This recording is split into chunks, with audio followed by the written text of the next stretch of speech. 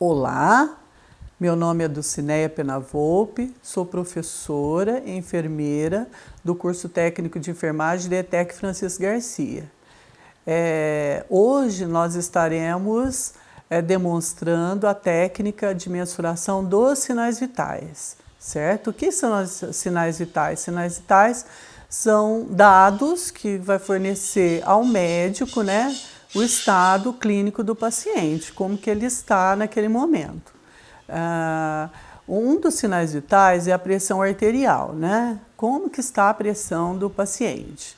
O outro é o pulso, como é que está a pulsação do paciente, se está acelerado, se está bradicárdico, quando ele está com a frequência baixa, né?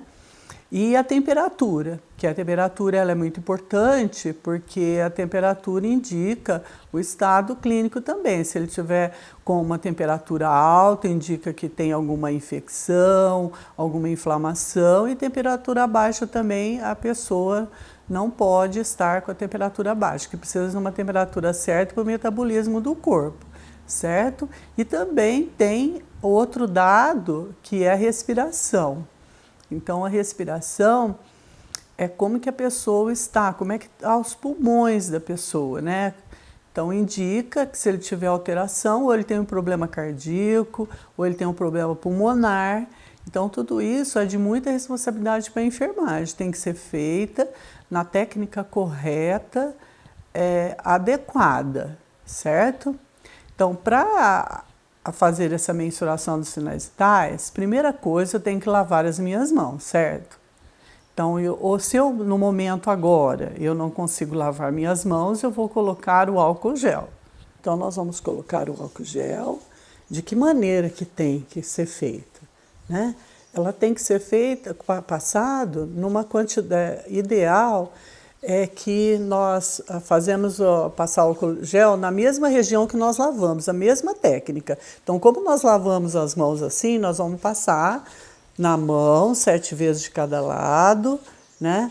Nós vamos passar entre os dedos, nós vamos passar entre o dorso dos dedos.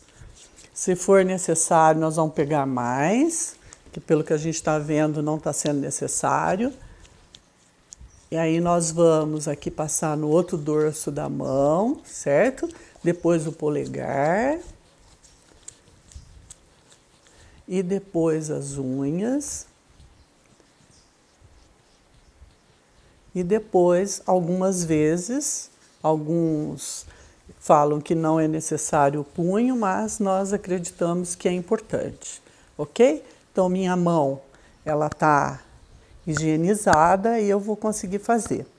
Agora nós vamos dar continuidade para mostrar para vocês como é que faz a mensuração da respiração do paciente ou do cliente, certo? Então, ele vai estar deitado ou uma posição de Fowler, que vocês já conhecem, ou ele pode estar sentado também, mas a maioria das vezes ele está acamado, né, no leito, certo? Então, de que maneira aqui no momento no estúdio eu vou orientá-los? Seria bom colocar a mão aqui no tórax, né?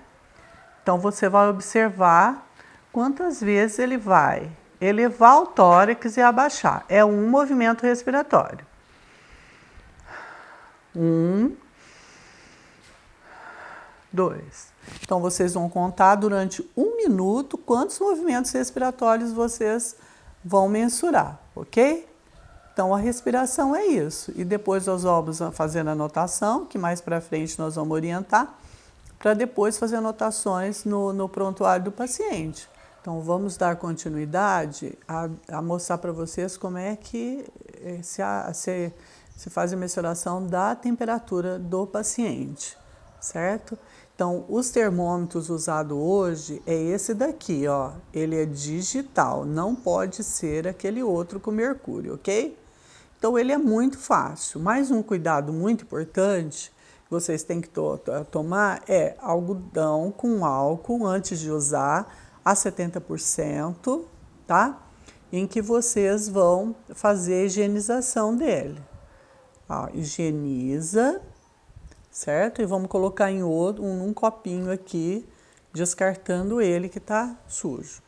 Aí eu vou apertar, de acordo com a orientação do fabricante. Ligou.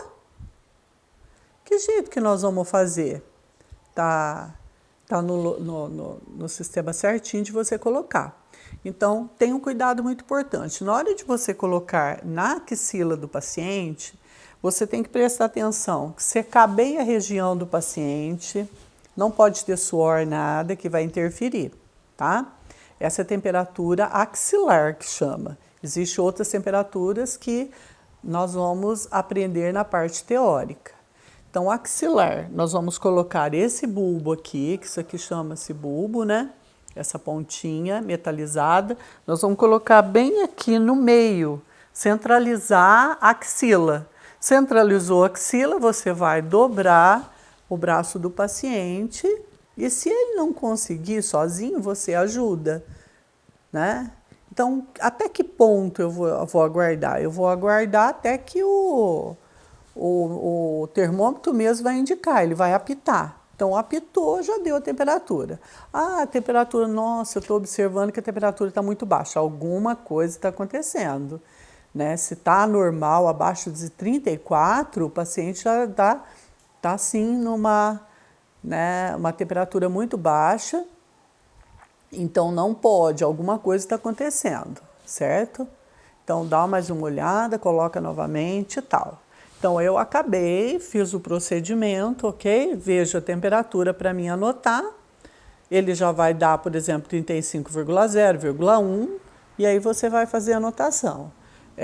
E outro cuidado importante, aí você vai pegar esse algodão com o álcool e vai passar novamente, ó.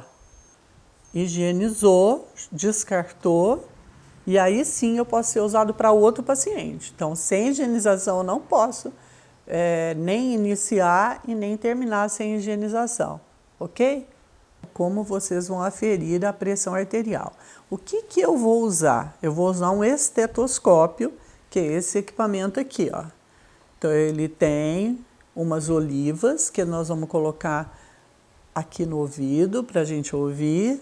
Nós temos um diafragma, né, que é esse daqui, em que é por aqui que vai sair o som que você vai ouvir a pressão arterial da pessoa. Outra parte do esfigmomanômetro, tá? Outra parte aqui, que é o esfigmomanômetro, ele é composto de quê? Dessa braçadeira inteira, ele é composto do manguito que fica aqui dentro, que é tipo uma bolsinha de ar que fica aqui dentro, certo? Outra parte do esfigmomanômetro é o manômetro. Então, vocês veem que ele tem o 0, ele vai começando, olha, 20 milímetros de mercúrio, 30, que é um risquinho entre o 20 e o 40, lá 40, 50, 60. Por que tem esses risquinhos? Que nós temos que considerar esses risquinhos também, que muita gente não considera. Então, cada risquinho vai valer 2 milímetros de mercúrio. Então, pode ser que na hora que você vai aferindo a pressão, aonde o ponteiro estiver oscilando e você ouvindo, você tem que marcar. Então, se tiver algum risquinho desses menores, se faz necessário usá-los também, certo? Então, vocês vão perceber que nós vamos orientar como insuflar esse esfigmomanômetro aqui para você aferir a pressão. Outra parte do esfigmomanômetro é essa perinha aqui, ó. Você vai observar que eu vou fazer aqui, ó, esse movimento. Então, daqui a pouco, quando a gente mostrar como é feito, vocês vão perceber que a gente vai ter que manusear com essa regulagem aqui, ó, a regulagem da perinha.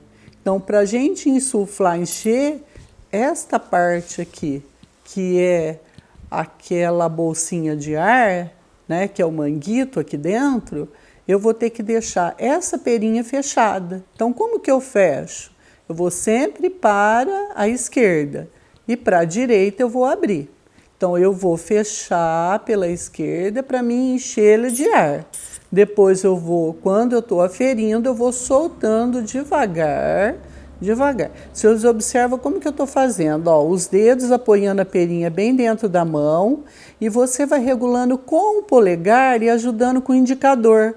É muito mais fácil porque você tem que ir soltando devagarzinho, muito devagar, se você não consegue aferir a pressão de maneira adequada. A pressão arterial, ela é dividida tem a pressão sistólica, que é a máxima, que todo mundo conhece, e a mínima, que é a diastólica. Então, o que vem a ser a sistólica? A pressão sistólica, que é a máxima, né? É a pressão com que o sangue bate dentro das artérias. Que na hora que eu vou insuflar o equipamento, eu vou comprimir a artéria do paciente. Da maneira que eu aperto a artéria do paciente, vai congestionar o sangue e o sangue vai bater entre as artérias, nas paredes das artérias. Aí o aparelho faz a medição, certo? Então, o que é a pressão sistólica e diastólica? É a resistência dos vasos. É no momento que parou, vai desinsuflando o ar, parou e aí o sangue vai correndo através da artéria, mas assim, é que nada mais é do que a resistência dos vasos. Essa é a diastólica, certo? Então, como nós já vimos a parte teórica, né, entre qual que é os valores normais e os valores anormais que indicam algum problema de saúde, certo? Mas agora, no momento, é só demonstrar para vocês a técnica da aferição da pressão arterial. Vamos começar aqui a técnica de mensuração da pressão arterial. Aqui o braço do paciente, eu vou com o indicador e o médio, vou sentir a artéria. Sentir a artéria, eu venho no meu aparelho, no esfigmomanômetro, onde está direcionado a flechinha, com 2,5 centímetros ou 4 dedos, eu vou colocar aqui na direção e vou colocar a abraçadeira. A abraçadeira, ela tem de vários tipos, como vocês sabem, né? Tá, aqui tá a perinha, eu coloquei o meu estetoscópio, as olivas dentro do meu ouvido, coloquei o diafragma em direção à artéria, segurei com os 2 dedos e vou fechar a perinha para o lado esquerdo, tudo para o lado esquerdo. Tá bom, olha como que eu direcionei a perinha, indicador e o polegar. Vou tudo para o lado esquerdo, fechei tudo, eu vou insuflando. Na hora que eu estou insuflando, quanto que eu vou insuflar? 20 milímetros de mercúrio a partir do que eu não ouvi mais. Olha, eu não ouvi mais, eu vou uns 20 milímetros de mercúrio. Agora eu vou soltar bem rapidamente, bem devagarzinho, bem devagar para que eu consiga pegar até esses cisquinhos pequenos do meu manômetro, certo? Primeira batida forte é a máxima, que é a pressão sistólica. Olha lá, já ouvi, que significa que o ponteiro está oscilando, batida bem forte, contínua, certo? Olha, está contínua. A pressão diastólica, quando parar de bater ou começou a bater fraquinho, mudar a frequência.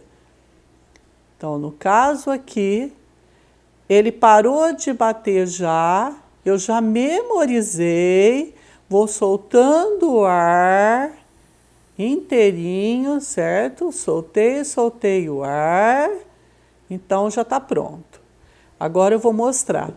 A pressão que eu aferi foi no 140, a pressão sistólica, e o 100, no 100, que foi a diastólica, que é a pressão mínima. Então, portanto, a pressão do paciente é 140 por 100 milímetros de mercúrio. Não é 14 por 10, é 140 por 100 milímetros de mercúrio, ok? Se fosse oscilar, que eu ouvisse nesses cisquinhos pequenininhos, eu também vou considerá-los, ok? Então, está pronta a minha pressão. Eu vou tirar o meu estetoscópio, eu vou tirar a abraçadeira e agora eu já terminei minha aferição. Agora é só fazer as anotações de enfermagem. Vamos agora orientá-los como fazer mensuração do pulso, que significa que eu vou ter que fazer o quê? Apalpar com o indicador e o médio dos meus 2 dedos a região onde está passando a artéria. Então, agora aqui em relação à direção do polegar, nós temos o quê? A radial. Então, é a mais comum se o paciente não tiver lesão nenhuma no antebraço, certo? O que eu vou pegar esse meu polegar, vou colocar na parte de baixo aqui, ó, apoiando, dando apoio. Por quê? Porque em 1 minuto eu vou ter que contar quantos batimentos eu senti, né? A frequência cardíaca, como que está a frequência? Quer dizer, cada movimento aqui da artéria, pulsação da artéria, eu vou sentir através das minhas células do tato aqui dos meus dedos, ok? Então, com um relógio ao lado, eu vou contar 1 minuto inteiro. Se tiver uma pressão de paciente cardíaco, eu também conto, mesmo com oscilações, certo? Eu vou contar 1 minuto inteiro. Quais as outras artérias eu posso usar para verificação do pulso? Eu posso usar essa daqui, que é a braquial, né? Olha lá, eu posso fazer o mesmo movimento, aqui ó, com o polegar. Eu nunca solto, porque às vezes você tem que fazer, apertar mais um pouquinho, senão vai sumindo durante 1 minuto, ok? Então eu estou com a atenção toda aqui, olhando no meu relógio e fazendo a contagem, tá? No minuto inteiro.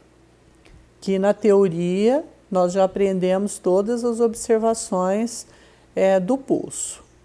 Agora nós temos outras artérias para a gente considerar, que nós podemos usar. Quais são? Essas que passam aqui atrás, aqui no pescoço, ó, que são as carótidas. Então, nós temos 2 artérias de um lado no outro, do lado direito e esquerdo, as carótidas, que eu também consigo senti-las, certo? Para fazer a mensuração da frequência cardíaca. Outra artéria, nós temos a artéria temporal, ó, bem aqui atrás do lóbulo da orelha, ó, artéria temporal. E nós temos aqui também a facial. Nós temos outras artérias que é na nossa, na região das virilhas, né? Que são as femorais direita e esquerda. Nós temos atrás do joelho as poplíteas. Nós temos do pé, pediosa. Então, nós temos sim, várias artérias no nosso corpo que é possível verificar a frequência cardíaca. Mas a mais usada é aqui a radial. Agora, nós temos também um ulnar, porque como nós vamos aprender ainda os ossos, aqui passa uma artéria perto da una. Por isso que chama-se ulnar, ó. Só que ela é mais difícil de você sentir o pulso. Então, a melhor é aqui a braquial, seria a radial e o pulso carotídeo das carótidas, tá? Que é aqui no pescoço, ok? Então, terminando, nós já fizemos toda a mensuração dos sinais vitais. Agora é anotar e verificar daqui 30 minutos se teve alguma alteração ou de acordo com a prescrição médica ou de enfermagem, para ver se melhorou ou como é que estão os sinais vitais do paciente. Obrigado por assistir esse vídeo. Eu peço que vocês se inscrevam no canal.